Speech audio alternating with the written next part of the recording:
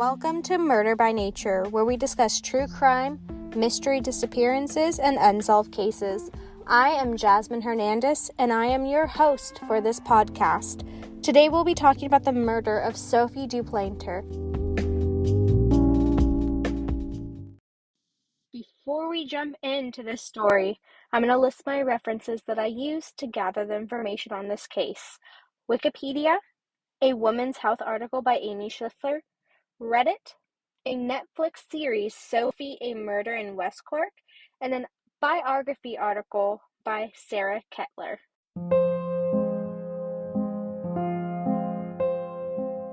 A French woman was brutally murdered near her rural Irish home on the quiet morning of December 23, 1996, in West Cork, Ireland. Her body was left partially clothed in the laneway between her neighbor's home.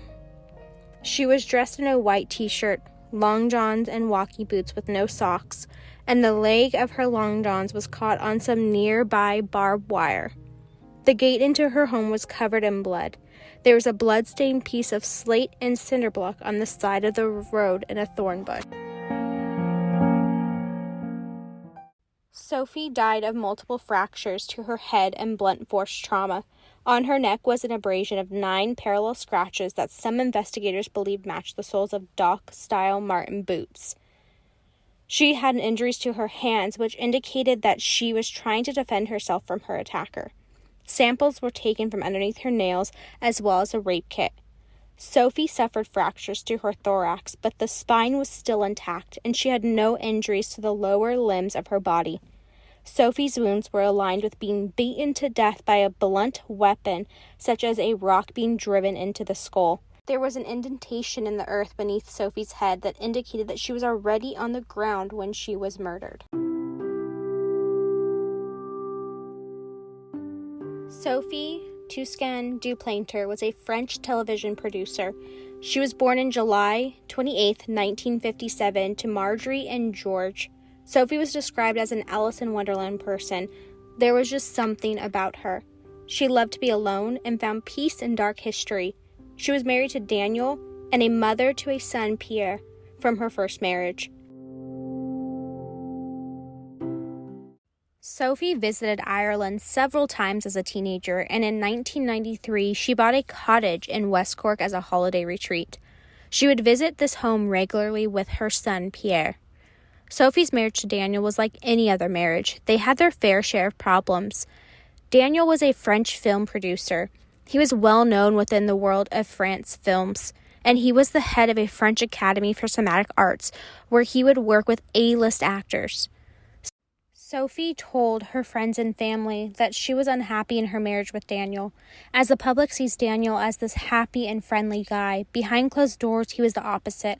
He was depressed and a dark man. In 1992, Sophie told Daniel that she wasn't happy and she was leaving. She told her cousin that she's been speaking to a man by the name of Bruno Carbet, and the two were going to be moving in together. During the course of her relationship with Bruno, she started to notice that he was becoming very possessive and dark and controlling with her. A year into their relationship, Sophie started to realize that the man that she thought he wasn't anymore. The kind, sweet gestures were gone, and this man was dangerous. A little after a year, Sophie decided that it would be best to break things off with Bruno. So around Christmas of 1993, Sophie ended the relationship. Bruno did not take the ending of the relationship well. Bruno stalked Sophie to Paris and assaulted her shortly after their breakup. He took it as sending her screws by mail to scare her. Shortly after Sophie broke it off with Bruno, she went back to her husband Daniel to rekindle their marriage.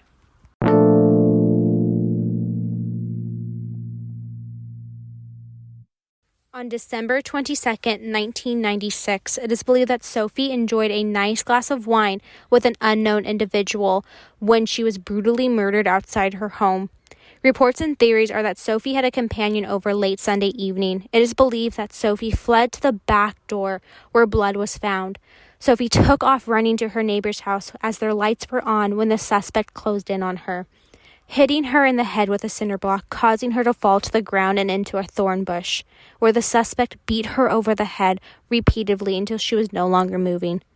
On December 23, 1996, Sophie's neighbor, Shirley Foster, was walking around outside when she stumbled upon Sophie's body lying outside her laneway beside her home.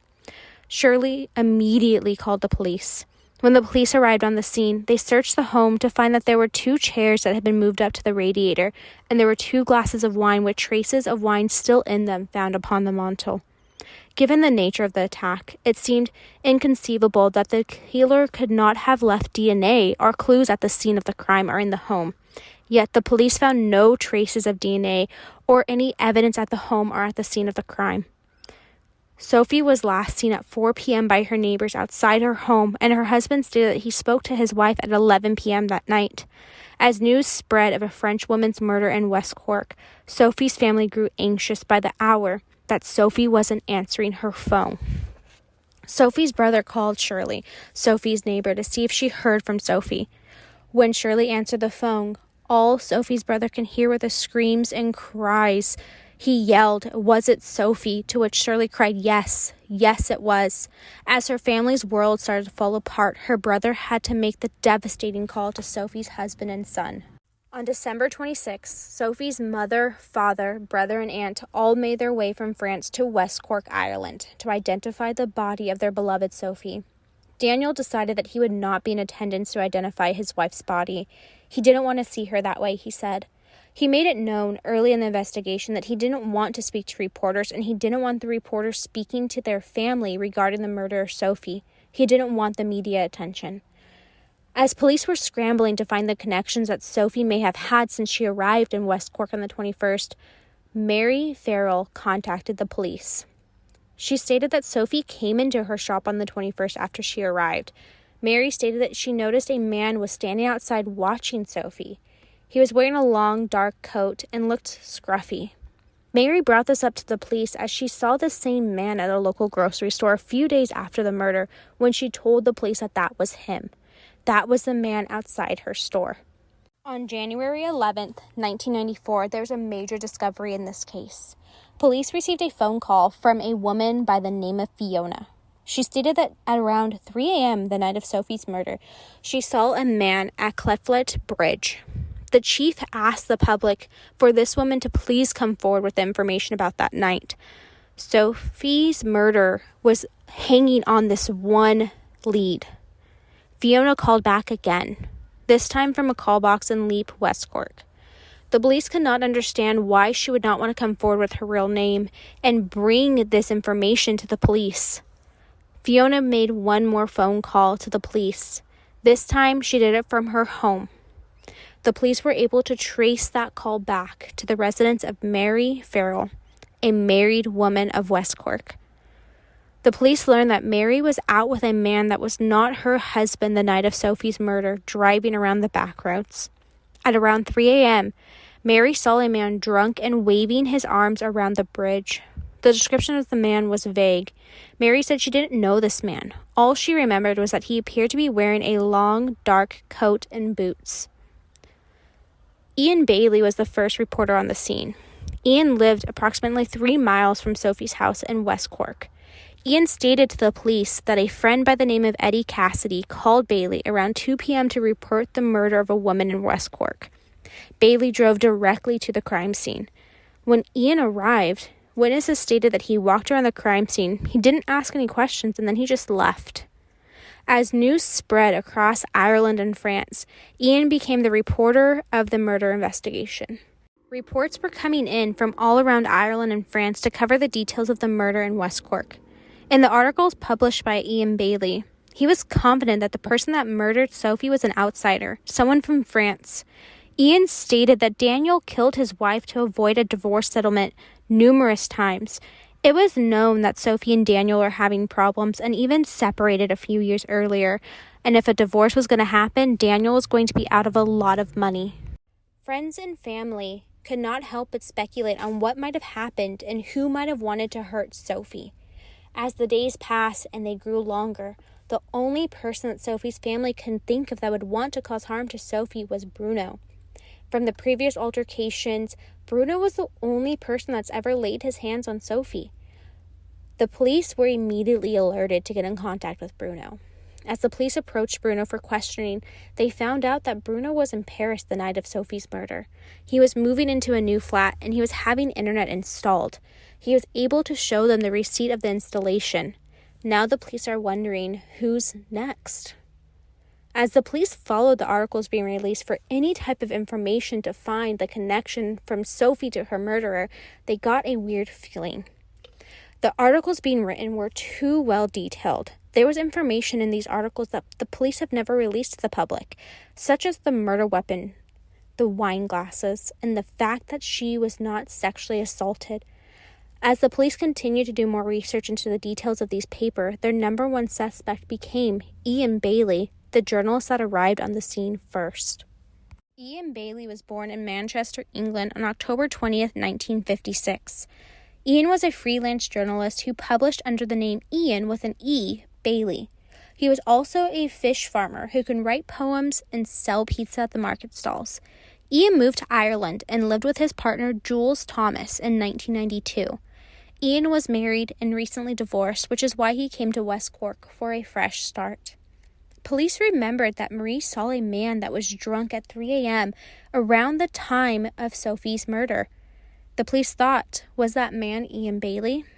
They brought Marie in for questioning, and she identified the man as Ian Bailey.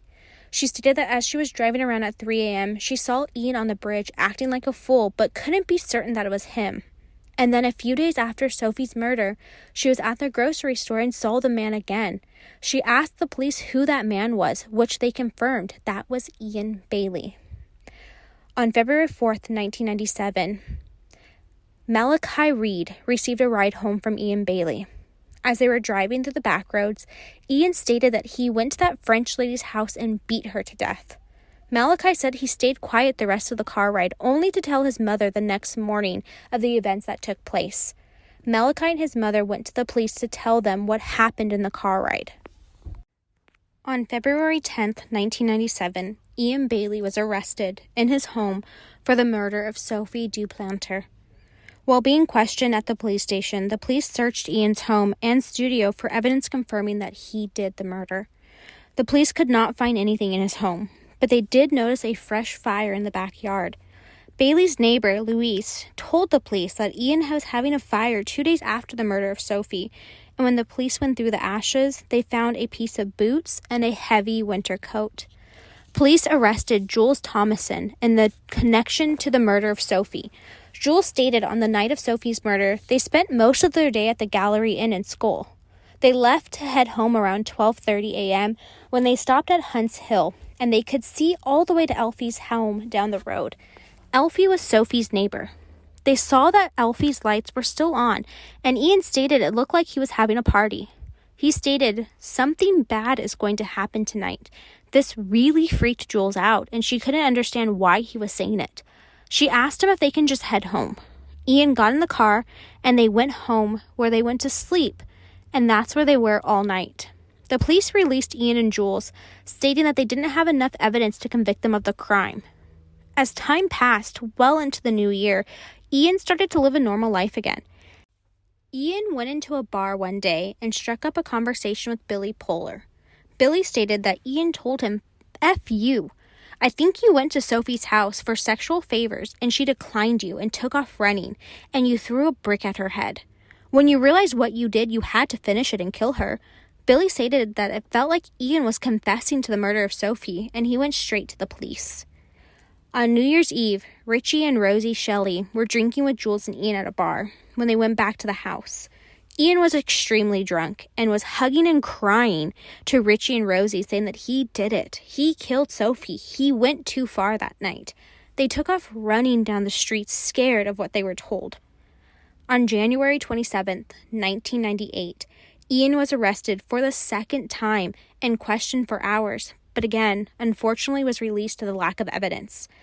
During this interview process, the police told Ian that Mary Fowler saw him on the bridge that night and that they know he was not in his home all night. Ian started to stalk and threaten Mary after this. She knew that she had to withdraw her statement from the police, but she didn't want to. Mary told him that she couldn't do that. She couldn't lie. Ian started making threats to her, like if he was going to slit her throat or shoot her in the head. One day, Mary was going to the back of her store where Ian was sitting, parked in front of her car, looking at her, stating that he was going to shoot her. She took off running and found the nearest store with people and cried and told them what was going on. On September 22nd, 2000, Jules, Ian, and Jules' daughter were arrested once again for the murder of Sophie. During their interview, their stories started to change. Jules stated that on the night of Sophie's murder, Ian got up in the middle of the night, and she had no idea where he went. She stated that she didn't see him again until 9 a.m. when he came in with a cup of coffee for her. But she told the police he also had a fresh mark on his head that was not there the night before. The police went to Ian and let him know that Jules gave him up. She let them know he was not in bed that whole night. That's when Ian goes, "Oh yeah, I couldn't sleep that night.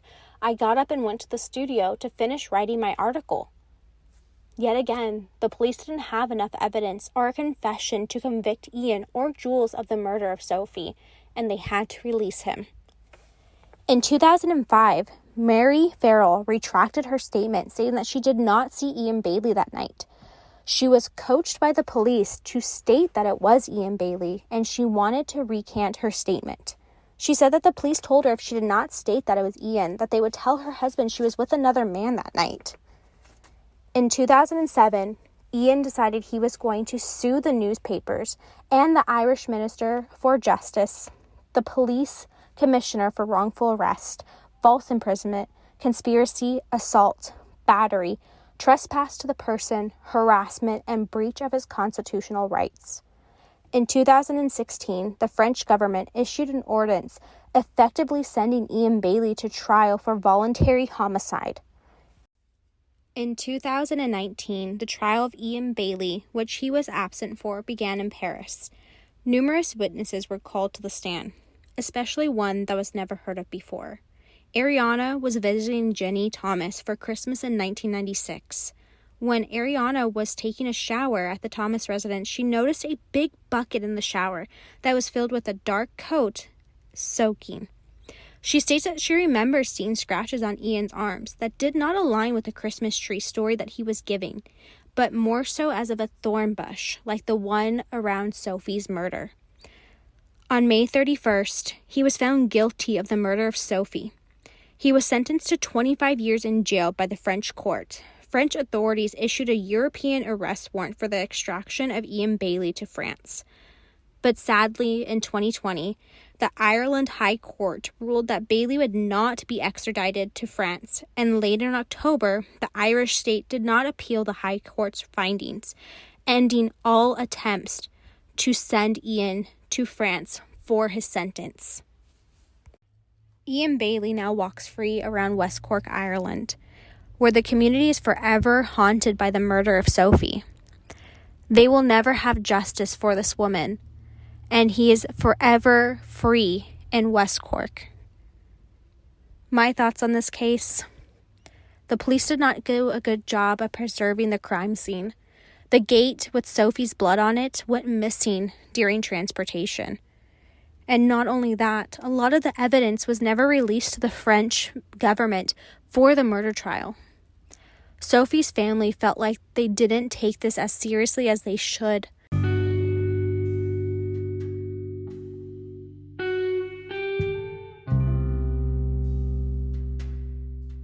That brings us to the end of this episode. I hope you enjoyed learning more about the unraveling case of Sophie. As always, thank you for listening to Murder by Nature. If you enjoyed this episode, please review us on Apple Podcasts and be sure to come back next week. Until then, I am your host, Jasmine Hernandez, and don't forget to stay safe, don't get murdered or murder people, you lovely humans.